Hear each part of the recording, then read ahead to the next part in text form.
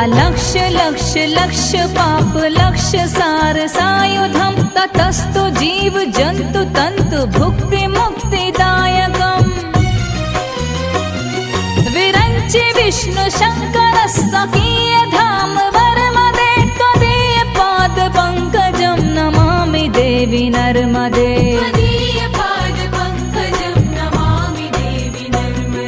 Namami Devi Narmade.